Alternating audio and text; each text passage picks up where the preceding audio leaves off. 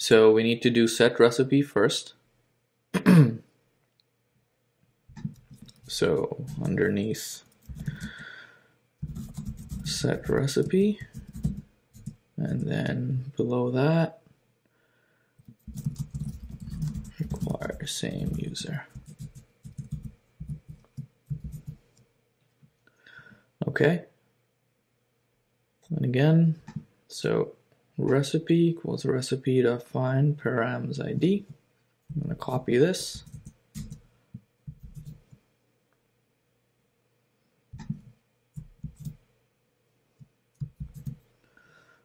Okay, so recipe of find. So I'll get rid of it from the update.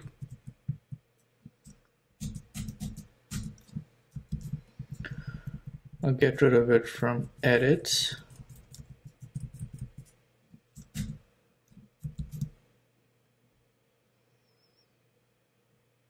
And then the show.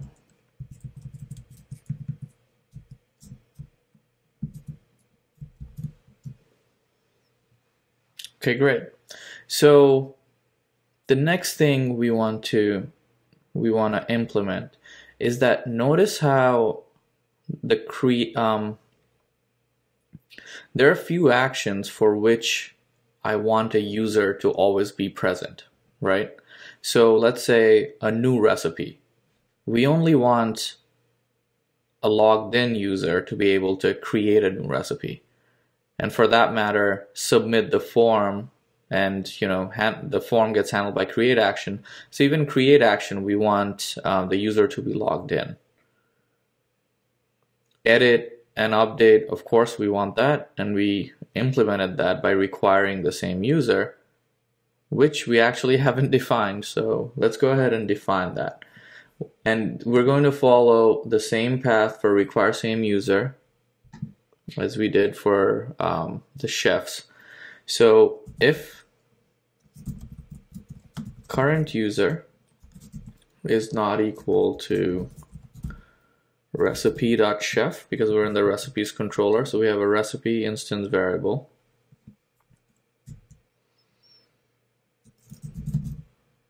Flash danger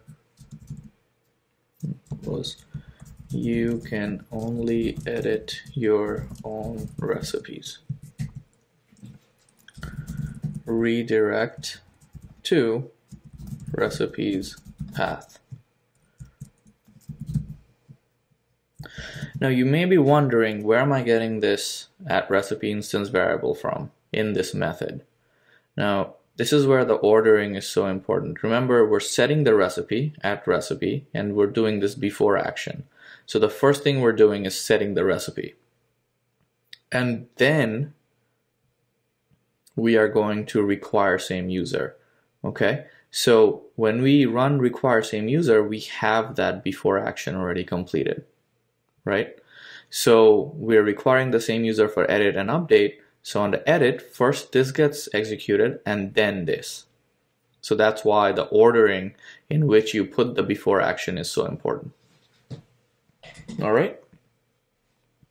So the next thing, again, what we're talking about before I went off on a tangent, is we want to do something like a require user, right? To create a new recipe. We restricted it from the UI. Let's say we don't see the new recipe link here, but if I do something like this, it still pulls up the form, right? So this is the same thing we faced with edit chefs. So let's go ahead and fix that. How do we fix that? We're going to require user, right? Require some sort of user to perform that action. So which tells us we need a method for require user. So let's do this first. We're going to do some kind of before action, and then we're going to require user. So here, before action, require user, except show an index.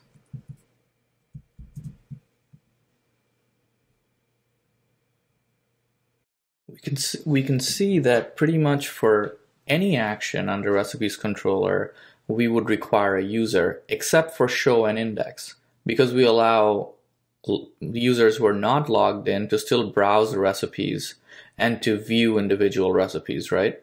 So this is the syntax for that. So before action, require user, except show an index. But this also tells us that we're going to need a method for require user, which we haven't defined. And we are going to require this method in other controllers also. So that's why I'm not going to define it here, because any feature we implement in the app most likely is going to require a user. So I don't want to put it here. I want to add it to our application controller right here. So we're going to define require user, and we want to do, we basically want to check, we want to basically say that in this method, let's think about this method. If the user is not logged in, then we want to basically send a message saying that you must be logged in to perform that action. And then we want to redirect, right? So we can do something like this. If not, because we have a logged in method already. So if exclamation mark before it means not. So if not logged in, and remember logged in is Boolean returning true or false. So if not logged in, then I want to do a message, so flash danger, and then say you must be logged in to perform that action. We'll leave it something generic like this because we can use it in other places too. And then we want to redirect to, let's say, the root path, so which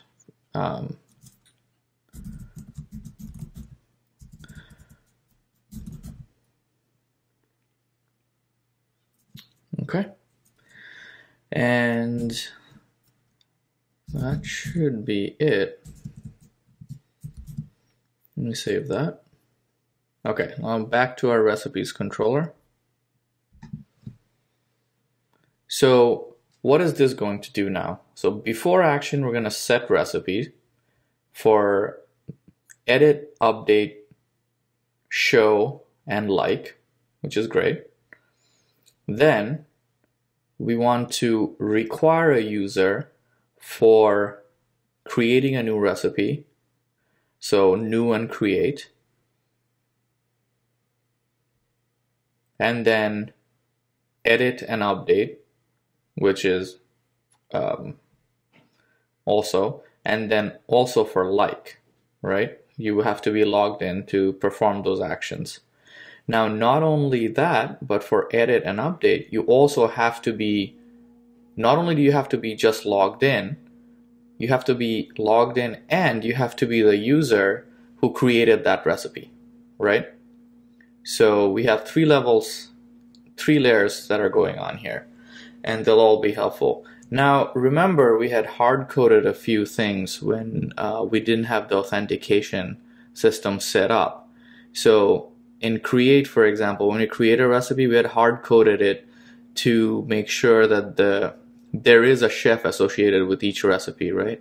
So recipe.chef, and we had hard-coded it to be chef find 2.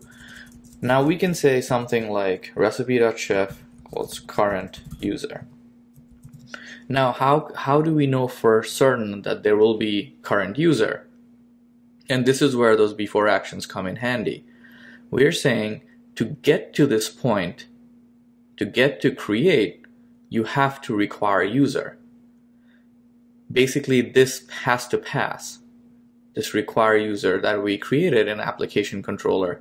To get to this stage, the require user has already been executed, which means there is definitely a current user, which means this is not going to break, right? Otherwise, if we hadn't performed that action, there would be a chance that, there is no current user, and then this code would break and you'd get an exception. Okay? So let's check what else we have. Recipe.save. Okay, that's good. I think we have everything else going on correctly in this one.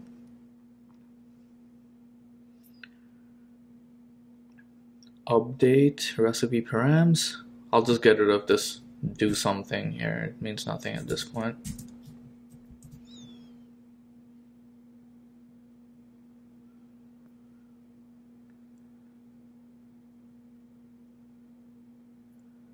Redirect to recipe path. That works. Now like.create params like chef.first right here. So it's not chef.first. Since we have current user, the like will be associated with the current user who's logged in. And again, we're doing the require user for this action also, so we can be sure that a current user is present. And recipe is at recipe, which is being set by before action as well. So this all looks good. All right. I'm going to do one last check to the chef's controller. We're logged in. Recipes path. Okay, right here. Define update. So when you have updated your profile successfully, you don't want to be redirected to the recipes path, right? So we've made this note here. We wanted to go to the show chef path. So let's go ahead and do that. Redirect to chef path and then chef, right? I just want to make sure I have the right path. If you look here, the show chef path is chef, so chef underscore path, which is here. And then you have to pass on the chef object, which is chef. Okay, and then show. All right, I think everything looks good. Now let's test it out. Let's test out all this functionality that we just built. Okay, so I'll go here, my recipes. Let me try to go to new, right? So recipes, new. You must be logged in to perform that action. Perfect. Then let's go to recipes for edit. You must be logged in. Perfect. All right. Sign up now. Registration is working. Then log into your account. Let's log in. bob@example.com. Password is password. Okay, you are logged in. Perfect. Now if I go to, this is created by Bob, so if I go in here, I should see the edit this recipe. Perfect. Return to recipe listing. Now this one, I see the edit this recipe is not there because this was created by Mashur. Now this is recipe 6, so let's try editing this. You can only edit your own recipes. Perfect. All right. And let's see, new recipe. This is working. Now voting. What if, how do we test? Okay, so I'm going to log out and then go to a recipe that does not have any votes. We don't have one. That's unfortunate. We need to test this out. So I will go and then log in. Then I will want to create a new recipe. Name testing new recipe. Summary, this is a new recipe. Description, recipe details. 1, cook food. 2, display food. 3, enjoy food. Okay. Then I'll create this recipe.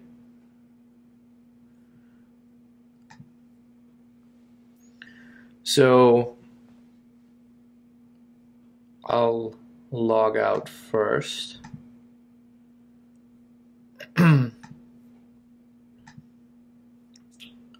Let me try to vote here. You must be logged in to perform that action. Okay.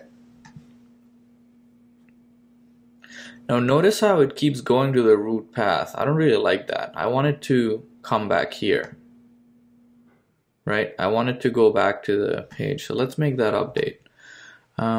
Where is that happening? Let's see. In the recipes controller. Actually, it said you have to be logged in to perform that action. So it's the require user. Okay. Redirect to, let's see if this works. Redirect to back. Let's see if this works.